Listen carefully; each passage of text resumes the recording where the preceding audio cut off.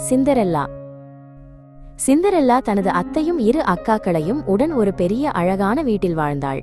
வீடு ஒளி வீசினாலும் அவளின் நாட்கள் வேலைகளாலும் நெடிய நிமிடங்களாலும் நிறைந்திருந்தது.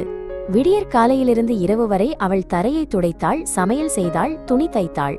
அதற்கெல்லாம் நடுவிலும் அவளின் இனிய புன்னகை வீட்டை நெகிழ்ச்சியால் நிறைத்தது. அத்தி அவளை புகைமூட்டம் நிறைந்த மேல்மாடியில் அடுப்பு அருகே தூங்கச் செய்தாள். சாம்பல் அவளின் உடையை மாசுபடுத்த அக்காக்கள் அவளை சாம்பல் பெண் என கிண்டலிட்டனர்.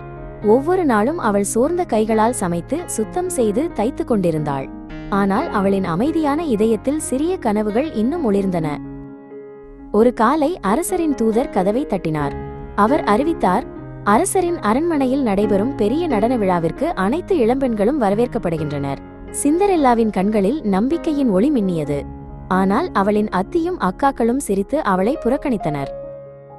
அந்த இரவு அக்காக்கள் பட்டு, ரிப்பன், நகைகளால் மினுங்கினர். நானும் வரலாமா? சிந்தரெல்லா மெதுவாக கேட்டாள். அத்தி கொடூரமாக சிரித்தாள் மற்றும் அவளின் பழைய உடையை கிழித்தெறிந்தாள்.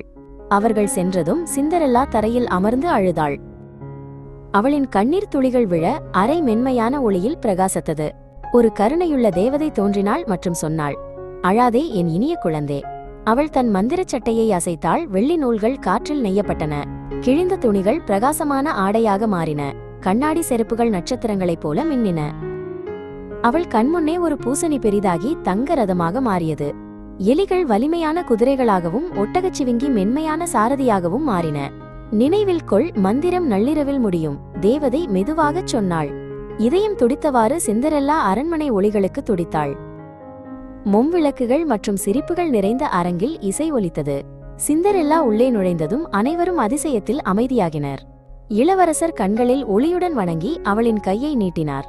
அவர்கள் நேரமே நின்றது போல ஒன்றாக நடனமாடினர். பெரிய கடிகாரம் 12 முறை அடிக்கத் தொடங்கியது.